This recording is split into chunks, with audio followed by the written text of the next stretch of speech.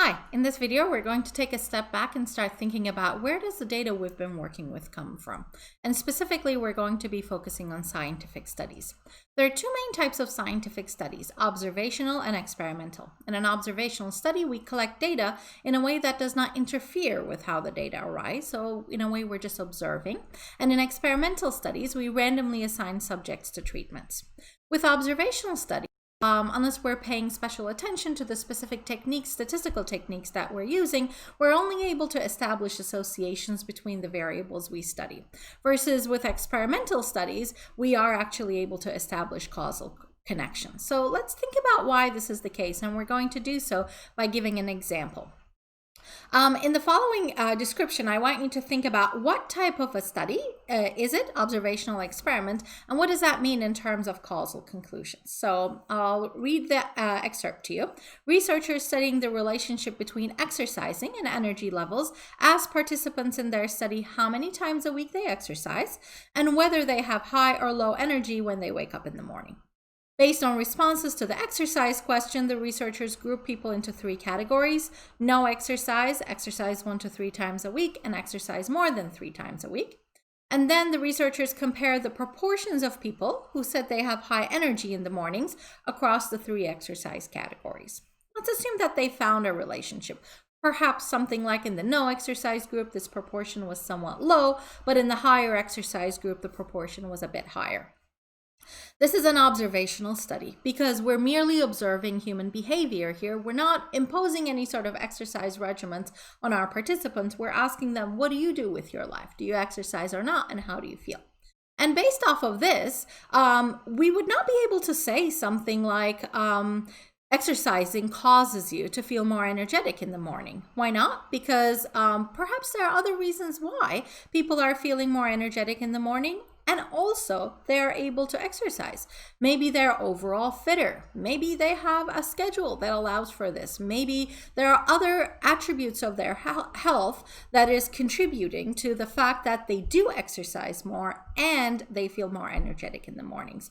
Since we haven't controlled for any of these extraneous variables that might be in the play here, we call this an observational study, and as a result, we're only able to make associational statements based off of it. Let's take the same context, but change up the study a little bit.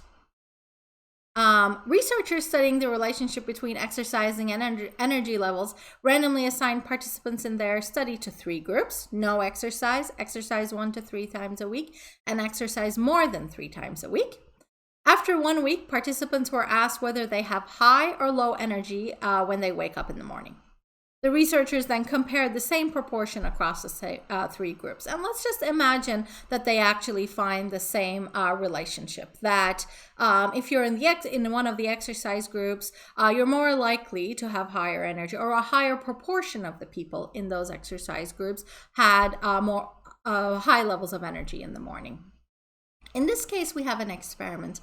We have done random assignment into groups. So we have not let people choose whether they're going to exercise or not. Regardless of other attributes about them, we have assigned them to groups. So in an ideal world, what we've been able to do is in each of these 3 groups, we might have some people who are otherwise healthy or who might be otherwise considered to be not so healthy. But if we have an equal distribution of these 2 types of people across the 3 groups, and we're still seeing this relationship between exercise and energy levels in the morning, we would then be able to make a causal statement saying we have controlled for other potential variables via this random assignment, and hence when we find that a relationship, we can actually consider that relationship to be a causal one. Let's take a look at another case study, and this comes from a media article coverage of a real study that was published, and the title of the article was "Breakfast Cereal Keeps Girls Slim."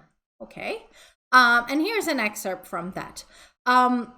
Girls who ate breakfast of any type had a lower average body mass index, so BMI, a common obesity gauge, than those who said they didn't. The index was even lower for girls who said they ate cereal for breakfast, according to the findings of the study conducted by the Maryland Medical Research Institute with funding from the National Institutes of Health and Cereal maker, General Mills. Not fishy at all, huh?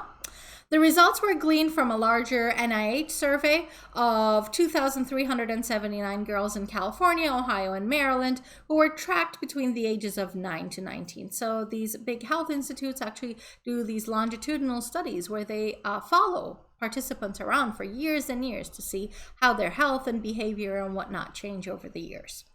As part of the survey, the girls were asked once a year what they had eaten during the previous 3 days. So this is how we're getting the breakfast information. So they found a relationship, right? A lower BMI for those who eat breakfast and an even lower for girls who said they ate cereal for breakfast. So what could be at play here? Let's think about what is the explanatory and the response variable. Here, the explanatory variable is whether the participant ate breakfast or not, or we might think about it as whether they ate cereal breakfast or not. And the response variable is the BMI of the participant. When we label these as explanatory and response, we're not necessarily saying explanatory causes the response. We're simply saying that there may be such a relationship that we're investigating. So there are three possible explanations for what is observed in this study. One, maybe eating breakfast causes girls to be slimmer. This is possible. Another possible explanation is being slim causes girls to eat breakfast. That's another possibility. And a third variable might be responsible for both. So a confounding variable, in other words, an extraneous variable that affects both the explanatory and the response variable, and that makes it seem like there is a relationship between them. We've talked about this like average health level of the person, for example. That could be a contributor here. Whether they get good sleep or not. Something perhaps about their family traditions or family situation or socioeconomic status. We can think of many, many reasons why people eat breakfast in the morning or don't eat breakfast in the morning. And simply to say that because they ate breakfast, according to this, what was an observational study, and hence thinking that that is a causal relationship would be wrong. Now, it is possible it is a causal relationship, but this particular study does not allow us to discover such a relationship. So correlation does not mean causation. Now, this is not to say whenever you observe correlation, there couldn't be causation. I think this idea of correlation does not mean causation sometimes gets stretched a bit too far. Sometimes correlation might very well be an indicator for a causal mechanism under the hood, but the way we study causation is different than correlation. So we want to be very careful about what we deduce from the studies. Either we collect the data or we're analyzing the data for what we can deduce from them, depending on how the data was collected in the first place. So as a summary, we can think about our studies in these four buckets. The first bucket could be we have random sampling and random assignment. So you have randomly sampled people from a population and you have randomly assigned them to do something. I mean, imagine getting a phone call saying, hi, you've been randomly sampled. You're going to go on this medication for a while as part of our study. This obviously doesn't happen all that much. It's a somewhat of an unrealistic situation. But if we could have that, we would not only be able to deduce causation from this study, but we would also be able to generalize our findings to the population at large because the sample we're studying would be a random sample from that population. Now, while that's ideal, it doesn't happen very often, but oftentimes experiments fall into the second category where we have random assignment, but we don't have random sampling. We can, in this case, talk about causation, but perhaps are not able to generalize it to the whole population. Now, this is not to say that at no point can we talk about generalizability. If you repeat a particular type of experiment over and over time, across geographies, over different populations, and even though you're working with non-random samples, perhaps volunteer subjects at hospitals or something like that, if you are seeing the same relationship evidenced in each one of these studies, at some point, it might be worthwhile to stop and think, maybe this conclusion does apply to everyone. And even though we can't generalize from any one of the single studies, collectively there's a message to be taken. Another type of study is where we have random sampling but no random assignment. A lot of surveys are like this. You get a random phone call and that asks you about your opinion on something. So you have been randomly sampled, but there is no random assignment. In that case, we're working with conclusions that are not causal, but generalizable to the whole population. And the last bucket of studies is where you have neither. No random assignment, no random sampling. Waste of time. Not really. They are neither causal nor generalizable, but actually they may be the type of pilot studies that researchers do, perhaps with limited funding and limited time, just to start to see, is there something worth studying here? If they have a hypothesis, they might want to do a study like this that is not going to be able to tell them any causal or generalizable results, but that might be an indicator for variables that are worth studying, that they might study in the future in a more principled way with a study that falls into one of the other three buckets. All right, let's take a look at one other case study. Here we're going to look at a climate change survey. So the survey comes from YouGov, and this is a survey from July 2019, and they asked 1,633 Great Britain and 1,333 USA randomly selected adults, which of the following statements about the global environment best describes their view. So the four possible statements are: the climate is changing and human activity is mainly responsible. The climate is changing and human activity is partly responsible, together with other factors. The climate is changing but human activity is not responsible at all. And the climate is not changing. So each of the participants who were randomly selected were asked this question. So what type of a study do we have here? It's an observational study. We do have random selection, but we don't have a random assignment of any sort. We haven't randomly selected people and then assigned them to live in certain countries in this case. Here's a summary of the data that we're looking at. So we have 4 answer categories and actually a 5th one, don't know as well. And we have data from Great Britain and US, and on the margins of our table, we're seeing the sums of the numbers that fall into each one of the categories. So we're going to ask 3 questions. What % of all respondents think the climate is changing and human activity is mainly responsible? So we're looking at all respondents, not the countries separately. So overall, 1,340 people said climate is changing and human activity is mainly responsible, out of a total of 2,966.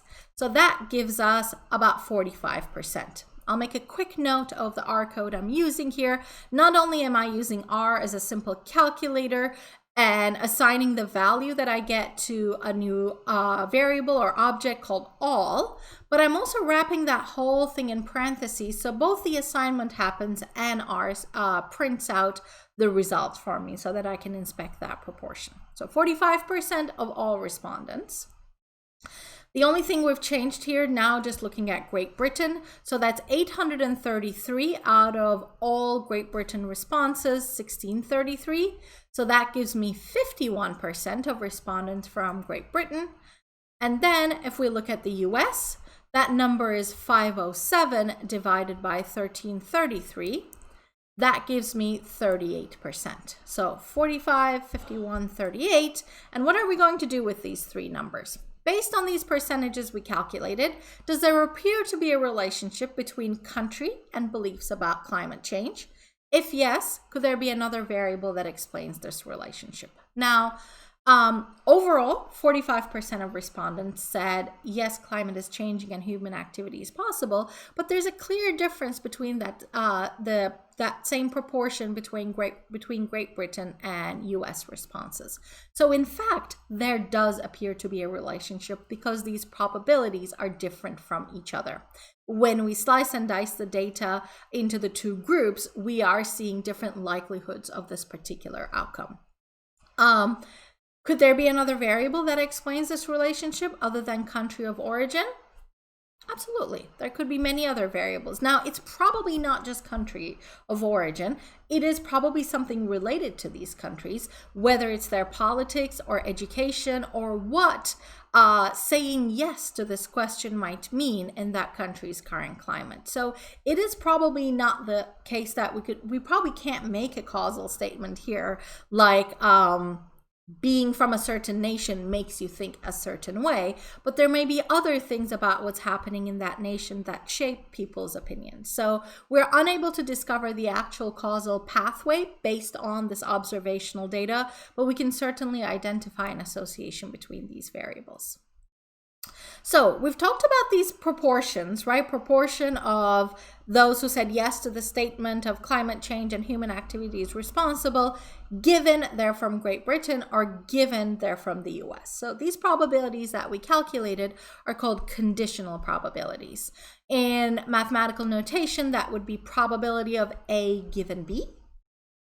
So another example of conditional probability could be, what's the probability that it will be unreasonably warm tomorrow versus what's the probability that it will be unreasonably warm tomorrow given that it was unreasonably warm today?